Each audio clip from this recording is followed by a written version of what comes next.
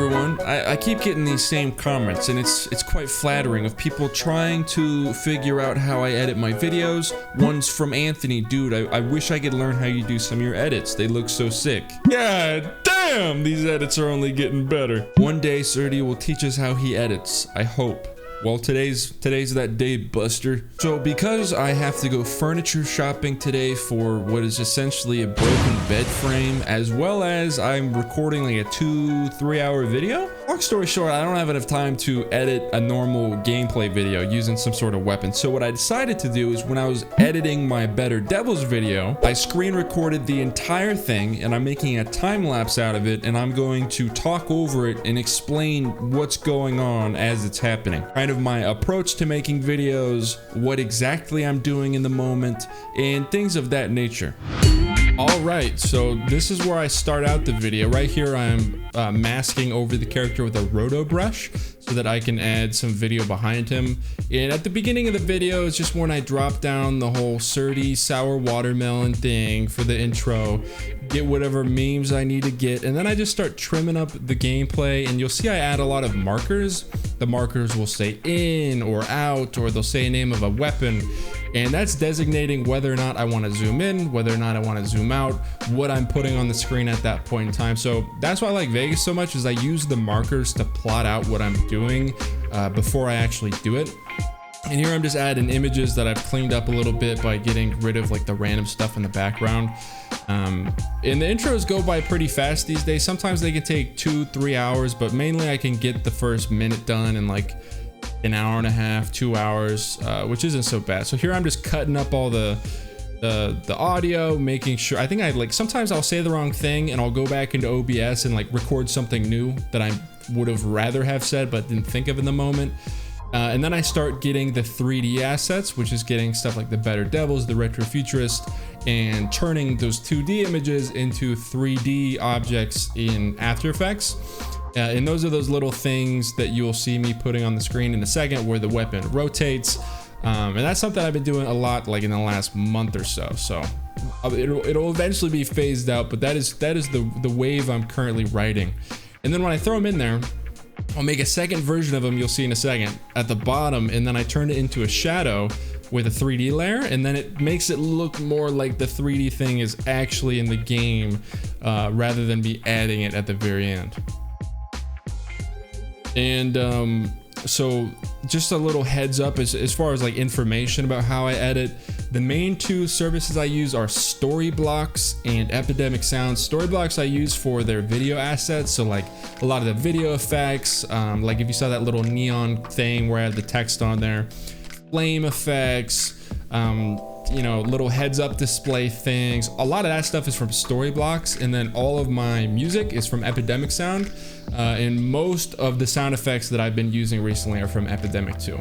And then here's just more stuff in After Effects where I use what's called the Saber plugin to mask around the radar and make it so that it gradually builds up, just as kind of a nice little effect on the radar, I guess. And this is the beginning of the video where I'm just doing the basic stuff, all of the sound effects, making sure I go overboard.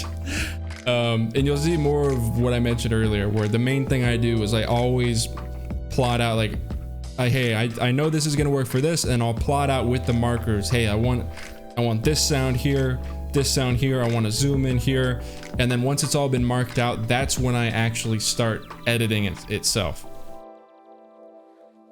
And I think you will see it probably in a second here, but the way I track players' movements is something that Marco Style taught me, which is you zoom in on the character, like you'll see in a second here. You'll zoom in on the character, get it centered, and then you add a hollow like green square, like a box, and you place that over where the character's player level is, and then all you have to do is when you go forward one frame, you move the character back so that its player level lines up with the box again, and that makes it so that you're perfectly tracking them. So that's how I do all of my tracking. It's all manual.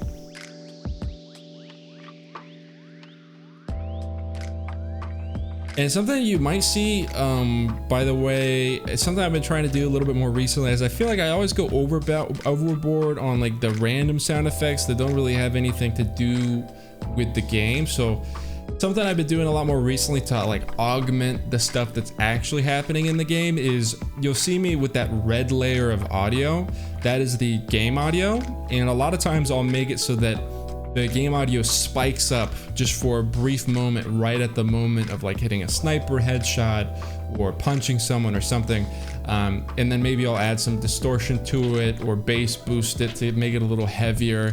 That way I can get what's kind of like a sound effect where like the viewer feels it the same way, where it stands out, but it's not like some random punch sound effect sort of thing.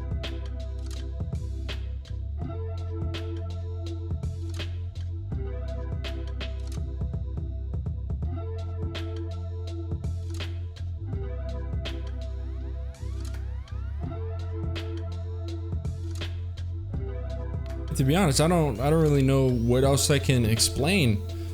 Here I was doing the thumbnail real quick for the 71 kill game that I uploaded, but a lot of this stuff is a lot of the same, you know, principles. The marking out, the bass boosting or boosting the audio at certain points, the tracking of characters.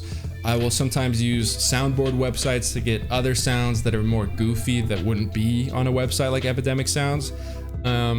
And just stuff like that. I mean, you'll notice that a lot of the stuff in my videos are the same. So I've kind of explained the main principles of what I'm doing. This is more Saber stuff, the burns out thing, by using a flame effect over the text, because the guy burns out. So I'll do that, and then I'll render it all as one thing, and then add a final like shake effect to it. But that's the basics. I mean, you'll see lots of shakes, and it might seem like everything I'm doing is super easy, where it's like, hey, you just click on plugins each time or like a preset. But all of these presets are stuff that I made where like transition, I make all my transitions, all of the shakes when I punch people or I get frozen or I burn out where the screen turns red and all that stuff. I make all of those and then I just save it so that I can keep using it over and over and over again. So it's quite simple. I've been doing a lot more of this stuff where I trace out the text with the roto brush. And that makes it so that I can add effects to just the text, because if you're doing like typical masking, it's really difficult to do that. And that way I can add cool effects to little things in the kill feed, which you may have been noticing recently, like this one with the flame. And then sometimes I'll do like rainbow and stuff like that. So that's been one of the more recent things that I started. And then this is the same deal, more of the masking flame effect deal.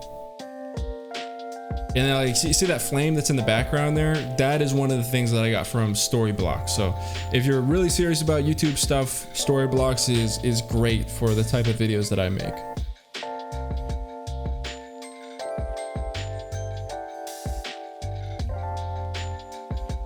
And then this is more, I mean, I'm always watching YouTube videos and getting clips for memes and stuff. So you'll see me go in and out of just opening random YouTube videos.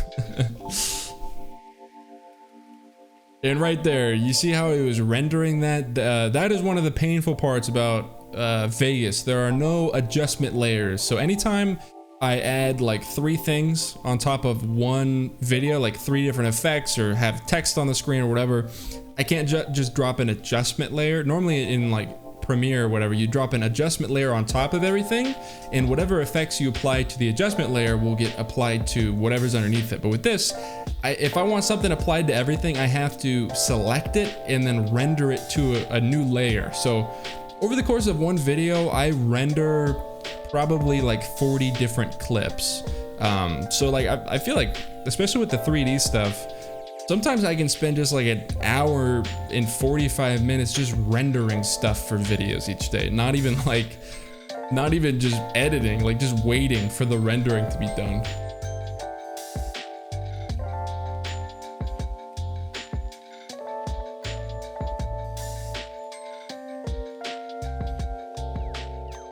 And something you may have noticed recently on my channel is that I've been able to upload a lot more recently, and that's because I've been starting at like 6:45, 7, around there, and that's made a huge difference in being able to actually make videos every day. So I feel like I'm really hitting my stride here, if that makes sense.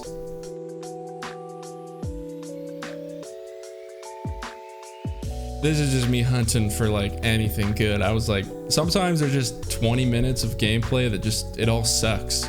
So sometimes you just have to fish through, especially if you're using like bad weapons. You just have to kind of fish through and find good clips, because sometimes it'll be 20 minutes without anything happening.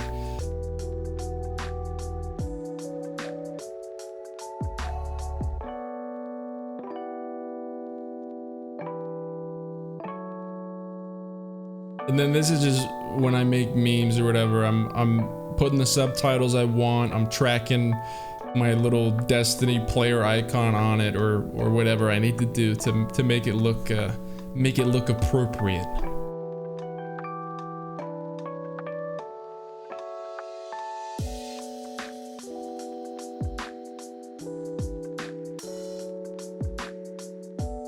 And kind of what my strategy is, or at least what my strategy used to be, is I would try to shoot for the first like 6-7 minutes to be tons of editing, very highly edited, and then for the people that enjoy the more chill stuff, or the people that have made it that far, I usually tone it down around the like 7-minute mark or whatever. And then sometimes I'll just do like, it's like 2.5 minutes of just unedited gameplay besides the little camera zooms or whatever. So what I've been trying to do recently, which some of you may have picked up on, is instead of having a ton of edits at the beginning and none at the end, I'm trying to have it be more evenly distributed, so the beginning of the videos aren't as overwhelming, and then the end of the videos aren't as boring, I guess. But this is kind of the part of the video where stuff is getting boring. This is where I'm reaching like the 7-minute mark, 7 minutes 30 seconds. I think I get it to like 8 minutes 30 seconds before I just start giving zero effort, and then I'll glide into the 10-minute mark where I'll put the intro in, and then I wrap it up in the tower or whatever I am, and the video's kind of done. And you might notice that like half the video was missing there, and that's because I actually break up my videos into 2 or 3 different project files. And that's because when you're working with files this big with all these effects and sound effects and stuff, it'll start to get like really slow after 4 minutes or so. So before I just do it all in one video, because it would be irritating to separate it, but it's gotten to the point where I can just work so much faster if the video editing software is being responsive. So I separate it into 2 to 3, sometimes 4 different project files. And this is like about where I'm wrapping up. Around the 9-minute mark, I'm still doing some edits like this one where I'm tracking. But for the most part, I am ready to be done with the video. I think it's like 7 o'clock or something. And I've been editing for 10, 11 hours between breaks where I train my puppy Levi. And this is where it starts to wrap up. So we're back in the tower. It's more of like the intro stuff where I'm emoting. And I wrap it up with talking about the weapon, doing the different zooms.